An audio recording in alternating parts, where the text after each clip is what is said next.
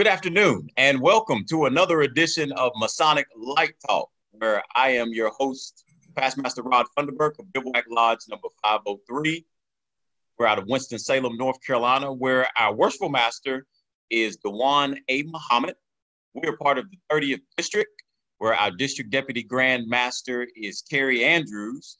And of course, our fearless leader for the state of North Carolina is none other than most worshipful Grand Master, Daniel D.T. Thompson. And we are here today to bring to you some other individuals who are part of our Grand Lodge. And of course, the true purpose of Masonic Light Talk is to give the craft and those listening a chance to see the men behind the Grand Lodge titles. And this is just to allow you to know that they're humans, regular people, just like you, just like myself. And also part of Masonic Light Talk is to let you know that we are an organization that is set on making good men better. And today we are honored to have two very special guests, Right Worshipful Grand Trustee Freddie Robertson and Right Worshipful Grand Trustee Charles A. Smith. And a lot of brothers know Brother Charles A. Smith has Smitty. And these two brothers are part of the most worshipful Prince Hall Grand Lodge of Free and Accepted Masons of North Carolina and Jurisdictions Incorporated. Brothers, thank you so much for being here. Thank you for coming on. Thank you for taking the time. How are we doing today? Doing well, doing well. Very well, thank you. Good, good, good. Well, we're just going to move right on into it. And again, thank you for taking the time out with us to chat just a few moments. I hope all has been well with you and your families, especially during this pandemic. So we're not going to hold you long at all. So just for those of us who don't know who you are, if you would, Brother Robertson, I'd like to start with you. Would you just introduce yourself to us and just give us a little background information on you? All right. Wow, good afternoon. Thank you for that opportunity. I'm Freddie Robertson. I was born and raised in Virginia, back in the backwoods. High school graduate, joined the Army, got a lot of education while I was there in the IT world, cyber world. Retired from the Army, started a contracting with them, and then went back to government with the Army. So I've been actually with the Army for 39 years and then still enjoying it right now. Well, good deal. And thank you and so I've been much. in Fayetteville since 1994. Oh, wow. Good deal. And thank you so much for your service. We really appreciate that very, very much. And Brother Charles Smith, for those of us out here who don't know who you are, would you also introduce yourself, give us a little background information on you? Yes, my name is Charles R. Smith. I'm originally from Fayetteville, North Carolina, reared in New York City, Brooklyn, New York, Bedford-Stuyvesant section, attended high school up there, graduated from the Woodside Queen Boulevard School of Watchmaker, came back to Fayetteville to be with my parents because they were getting up in age, and became a mechanical inspector, quality control inspector for the contractor for the government. Good deal. Well, thank you both so much for being here. And we're just going to jump right into it. Again, one of the things that I like to kind of start out with is Masonry in general. You know, I run into a lot of people. I don't know about y'all, but I run into a lot of people who are not a part of the Masonic organization. And one of the first things they always like to say is, are you guys devil worshipers? What do you do? You know, what is it that's going on? And one of the things that I always like to say is, hey, we're an organization that takes good men and we make them better. That's what we are all about. Do y'all ever run into that? And just out of curiosity, you know, what is your response? How do you handle it? Brother Robertson, does that ever happen to you? Yes, sir. Yes, sir. And I try to handle it like you do. And I let them know that, you know, our premises is on the Old Testament. We got books that we follow by, and we got rules and regulations, and we're good people. And sometimes I had to let them know we were all sitting together, let's say in the sanctuary church, and 4 of them people on that road were Masons, but you don't know that. So we're good people. Don't label us because of something you read. Get to know us. Exactly right. You're exactly right. But Smith, that ever happened to you? Yes, it has quite often. And I just tell them, I say, basically, we are based upon the Holy Bible. We believe in the Holy Bible, whatever deity you believe in, as long as you believe in a deity, a supreme being, then we are good. Yeah. That's exactly right. We do nothing to take away or hinder your beliefs in the Almighty God. Nothing at all.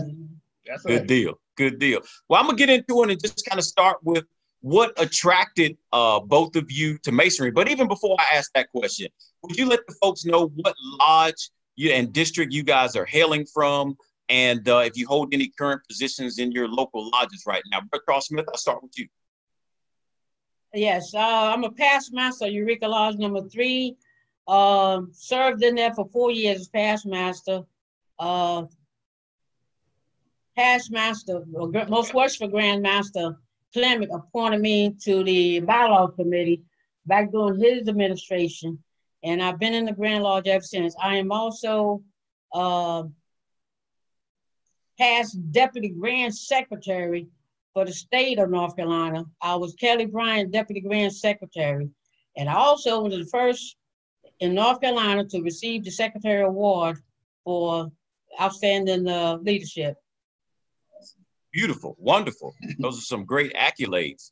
Brother Robertson, would you tell us the same? I hail from Bethel Lodge number 846, District 15. Past master there, secretary, treasurer, all kind of whatever I can help out. And we've done great things throughout the community, especially in our district. Yes, sir. And I tell you what, I heard you say treasurer and secretary. I've done the same in my lodge, brother. And it's serious work when you start sitting in those positions and handling really the backbone of the lodge. Yeah. Yes, sir. Yes, sir. Well, Brother Robertson, we're going to jump right into it. What attracted you to Masonry? What made you decide that this was an organization that you felt you wanted to be a part of? And I just recently had September the 16th, my uncle passed. And I was asking about my other uncle, which is his older brother, way back in our little town. And our uncle used to do all these signs and talk all this stuff. And he walk around and people kind of move out of his way, you know, when he came down to the country from New York. Yes, and then as I got into the military, I saw different sides and good and bad. And I saw a lot of bad overseas, Far East. But what was strange is I was in Japan with a little fella. And when I got back to Korea about 5 or 6 years later, he worked for me again. Oh, and I found out he was a worship master. And I'm like, wow. So we discussed what I had seen, and he agreed some things were bad and good, but this is the basis of Masons. This is the good of it. I'm like, oh. And then I joined, and now I've been enjoying myself ever since. That was back in 97. Oh, wow. Good deal. Awesome. I came in through Washington jurisdiction, but I admitted to here, North Carolina in 98, as soon as I got here. And yes, just been enjoying it. Yes. Well, thank you. And we appreciate you being here as one of the brothers. We do. We sure do. Brother Charles Smith, what is it that attracted you to Masonry? As I came back to North Carolina, I finished my education because I had to change occupation. And so what happened is I was going to Wayne Community College up in Goldsboro, North Carolina. I was doing work study, and I happened to, in the library, seeing an individual with a Masonic ring on his finger. So, oh my good, I like that. So when I got back to Fayetteville, told my mother about it, and she said, well, I don't know. I said, well, I like to be part of that organization. So anyway, she told my next door neighbor who I knew at that time, but I didn't know he was a Mason. And he went and got me an application. I filled it out, sent it in, and I almost forgot about it. And about 6 months later, I got a notice from a letter from the lodge, come on down for orientation. So I went down that Sunday afternoon right after church, and that's when we got introduced to it. I love it. I've been in ever since, and I've been an officer ever since I got into it. And I really, really love it. And not for ambitious to be for myself, but to help others. Yes, very much so. And that's one of the things about being a part of this organization. You have plenty of opportunities to help others in your community and those who you come across, which, you know, that is nothing more better than to do that. And that's one of the things, you know, I'm a Christian, so that's one of the things that Jesus did. He helped others while he was here. He was in a position to serve. And I believe that we should all do the same. And you two are still serving. You're serving the Grand Lodge right now. serving as Right Worshipful Grand Trustees, both of you. Not a lot of people know a lot about the trustees and what it is that the trustees' obligations and duties are. Would you both take a minute and speak with us about the duties of the trustees, what you have to do, and some of the expectations as well as sacrifices that come with that office? And Brother Robertson, you are the chairman of that trustee board. Is that correct? Yes, I am. When you read it in the code, it's general. Your people, properties, just about everything in the Grand Lodge, you have to have a eyes on and check. But when you actually do it, it makes a big difference. When you get a call 100, 200 miles away about a building or something going on, or something going on with the taxes, or something going on with the lodge furniture, we check into that. And a lot of lodges have trustees, so we can check with the trustees, we can check with the wardens or the worship masters, and we always include the district deputies, special deputies when needed. But you got to be prepared to communicate and articulate, and then be prepared to pass that information to the executive board in a reasonable manner, logical manner. And sometimes we have to make recommendations and decisions, positive and negative, and very not really popular. So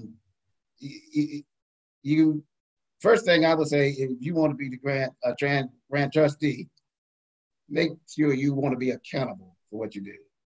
And that'll be the biggest characteristic that you would need to prepare yourself. Okay. Got you. Brother Smith, you have been a grand trustee for quite some time as well.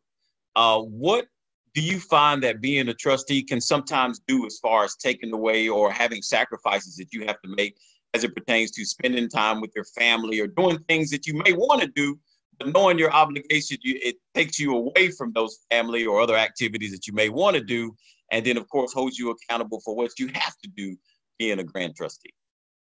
You've got to be willing to sacrifice some time, family time, personal time, or anything like that. And you've got to be willing to do this here. You've got to be willing to sacrifice in order to help the organization grow. That's the only way we can succeed as Prince Hall Mason. We need to sacrifice. If you don't have the willingness and the need to sacrifice, then you lost. That is correct. That is correct. Now, how many total trustees are there? Just so the folks out there will know who are listening. And according with the code, you got 5 trustees. The secretary serves as a trustee, the treasurer serves as a trustees, and there are 3 independent trustees elected each year. At this point, there was a request put in previously to stagnate the trustees so that you always have an experienced trustee every 3 years, but we hadn't taken that to the floor yet. But in total, it's 5. Okay, good deal. Total of 5 trustees. Now, another question that I have is, being a trustee, sometimes we run for offices and we may not know the ins and outs of that office. So when you both ran for grand trustee, was that something where you knew the ins and outs, or was that something where you said, hey, I know what's going on, what I've done in my educational background, what I've done in the community already, this has prepared me to be the best trustee that the Grand Lodge could possibly have? Is that how you two became and decided that you wanted to become trustees? Well, I'll tell you, I didn't fully know the duties, but I was an understudy of Charles Smith, Howard Pierce, and Brother Taylor for years, and kind of talking and communicating with them. But until you get into it, you really don't know what you get into. You got to prepare yourself, because you got to be available. You just got to be available, as Smitty was saying, and ready to perform. That is correct. Yes, sir. And Brother Smith, I know you have been a trustee for a while, and you have plenty of experience being a trustee. Do you have any words of wisdom or advice for any brother that might just be sitting to the sideline and saying, hey, I would like to join the Grand Lodge as an officer, and I'm thinking about joining as a trustee or possibly running for the trustee position? Do you have any words of wisdom for someone who is thinking about that maybe in the future? 2 things. First of all, be willing. Second of all, sacrifice. and do the will and pleasure of the Grand Lodge and keep the Grand Lodge moving. That's the only way we can succeed as Prince Hall Mason.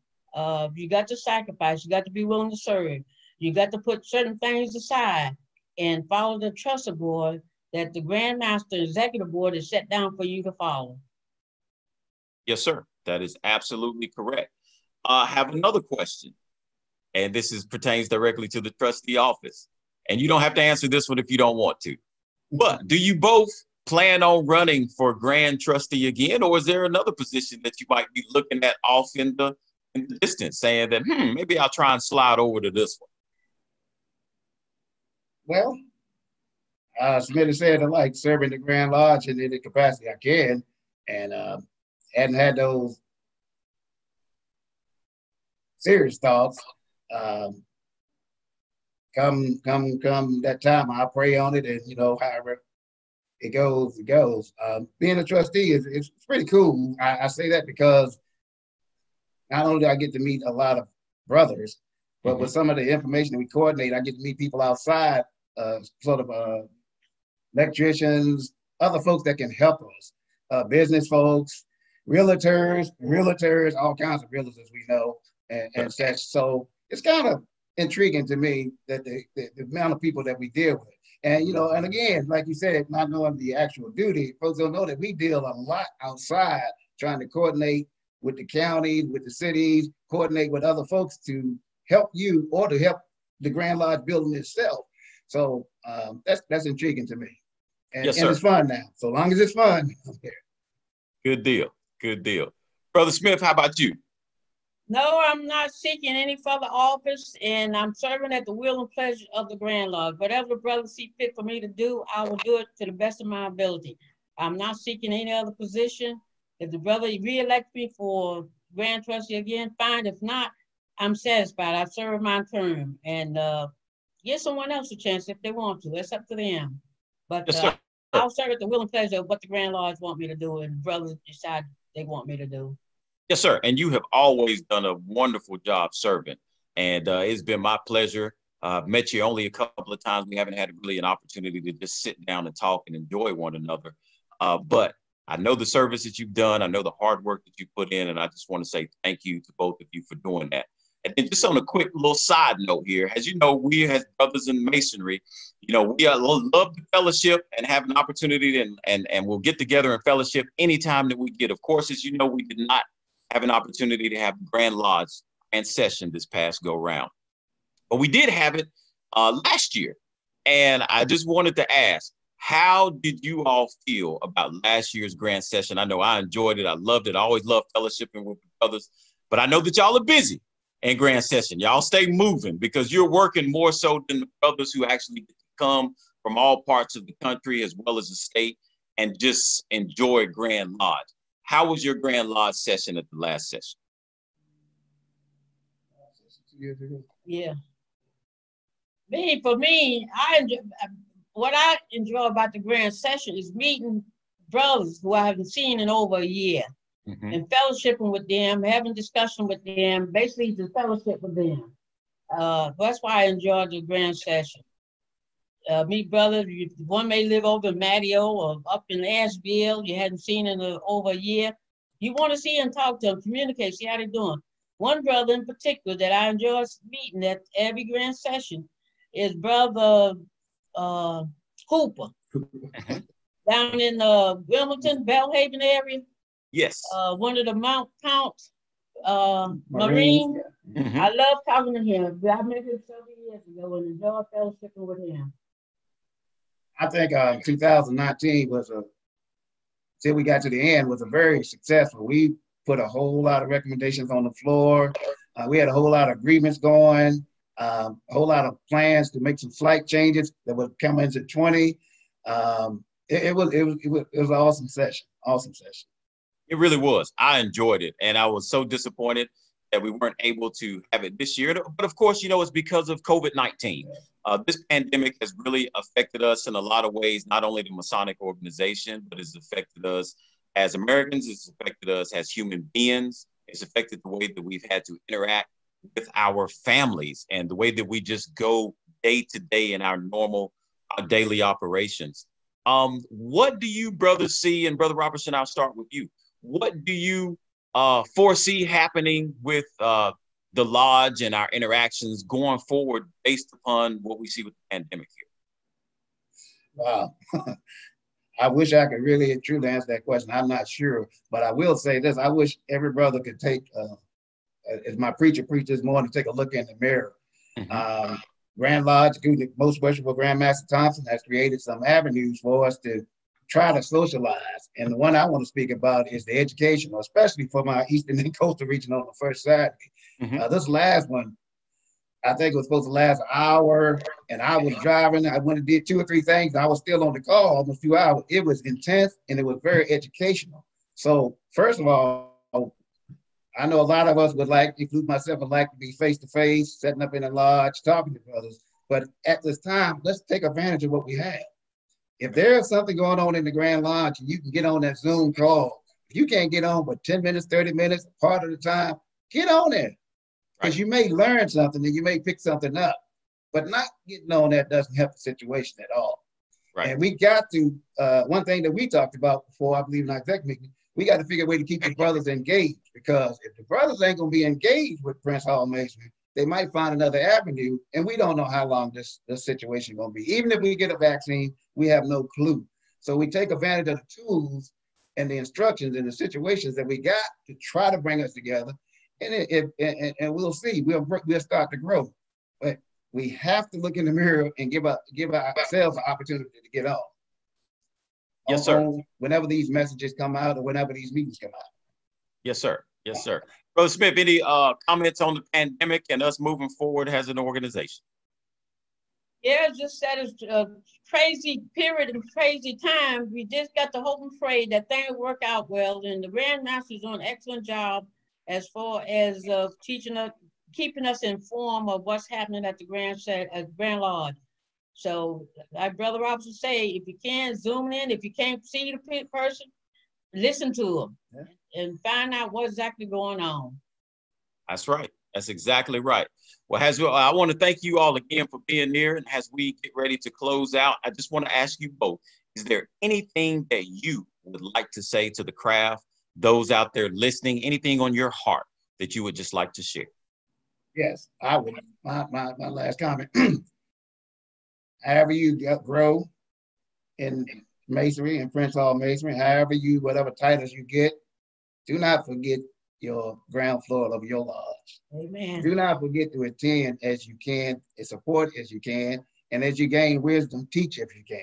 Sometimes some of us, I'll speak self, some of us get a little collar on, whatever color, and all of a sudden we kind of skip over that ground floor, and then we find out things are not working out well. Well, first it starts with you to give your experience and education and your physical presence, if possible, and then you grow. The stronger the lodges are, the stronger the Grand Lodges will be. So I just want each individual brother to take a look at himself and see that he can do the best for the lodge and for the Grand Lodge.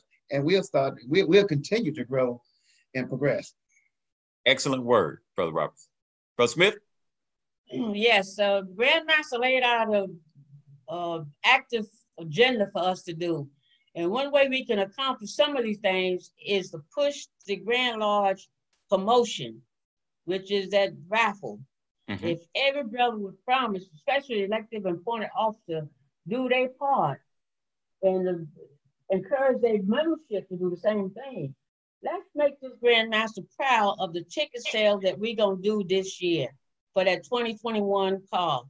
Let's push him over the top. Let's make it the highest grossing event that the Grand Lodge of North Carolina ever had.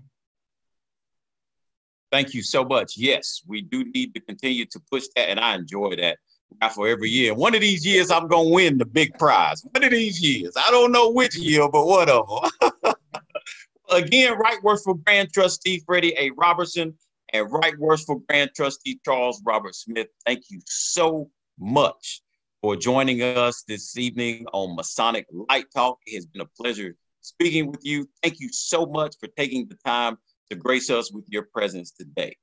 And as we close out, we just want to tell the Prince Hall family out there, thank you for tuning in and listening to this edition of Masonic Light Talk. featuring our Right Worshipful Grand Trustees, Freddie A. Robertson, who's the chairman, and Brother Charles Robert Smith. And for those out there who are listening, who are not a part of the Masonic family, remember, it's not hard to be one. All you have to do is ask one. And I'm your host, Past Master Rod Funderburk of Bivouac Lodge number 503. Can't wait to see you on the next edition of Masonic Light Talk. Until then, my brothers and sisters, travel light.